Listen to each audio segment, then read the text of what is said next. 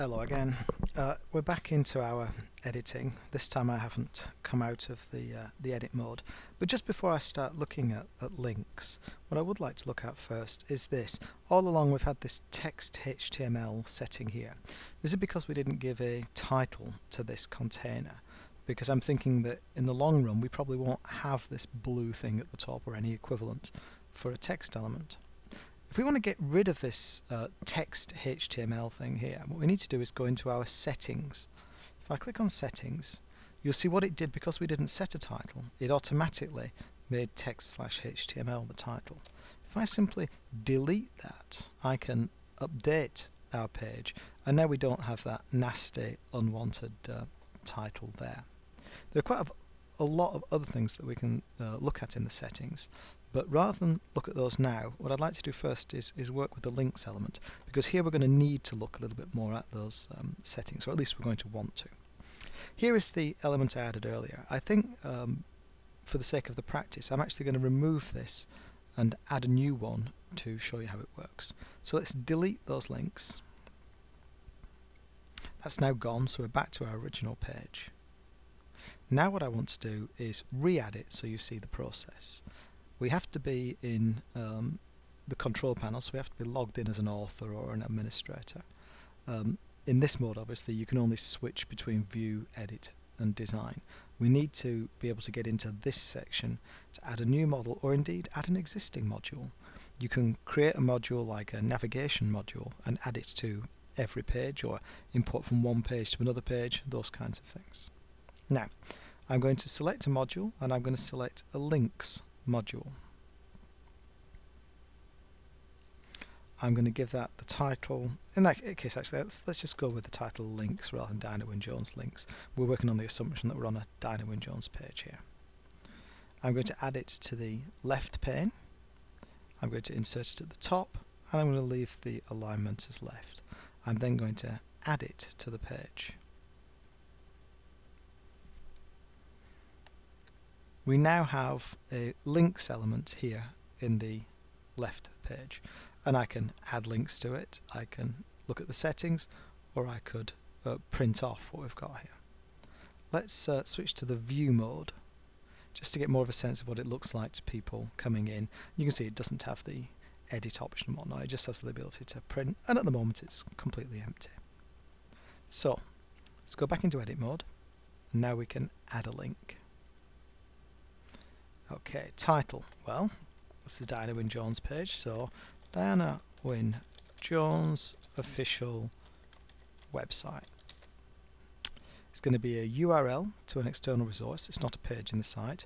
I could also pick a page on the site or a file to be downloaded. We'll look at downloading files later on and uploading them.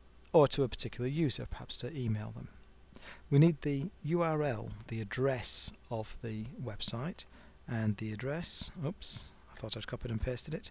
Let me get one I prepared earlier. This is the Dinah Wynne Jones official website.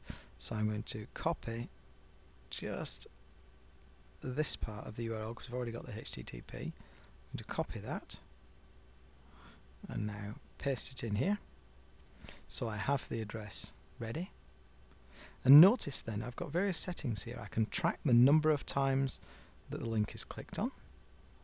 I can log which user clicked on the link. I can decide whether or not to open the link in a new browser window rather than the existing window. A bit of a description. News and views about DWJ. And then view order. What's this about? Well, I can reorder the links by specifying which is the first, which is the second, and so forth. Since there's only one link at the moment, it doesn't really matter, does it? Having clicked update, I now have this links element here. And if I go out to the view option again so that we see it more as the users do, they see this link here, and if I click on it, there we go, we've gone off to the Dinah Wynne Jones official website. So if I go back into edit mode, now what I want to do is look at the settings for this page. These are the basic settings. We have the title that we've given it. We have the permissions, which at the moment are, as is normally, defaulting to the standard view permissions for the page. You can actually set it so that these links would only be visible to some users, not to all. You can customize a page at a very low level.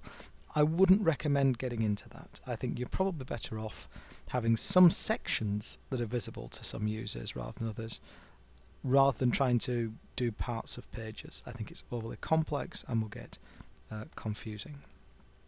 If we open up links settings here, you'll see that we can change quite a lot of things. We can change whether the links are listed or they're in drop-down format, whether they're displayed vertically or horizontally, whether to display info about the link, so let's click yes to that, whether to wrap links or not.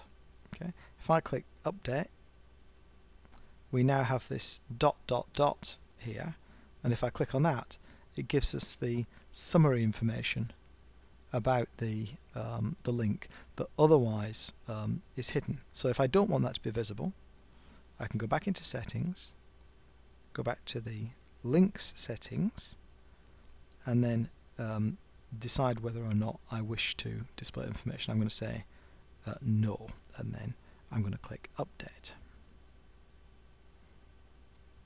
And you notice that when I hover over the link, I get that same information again. You won't get that in every browser, so it's a choice as to whether you wish to display the information with the ellipses or whether you only want it to be visible to people with the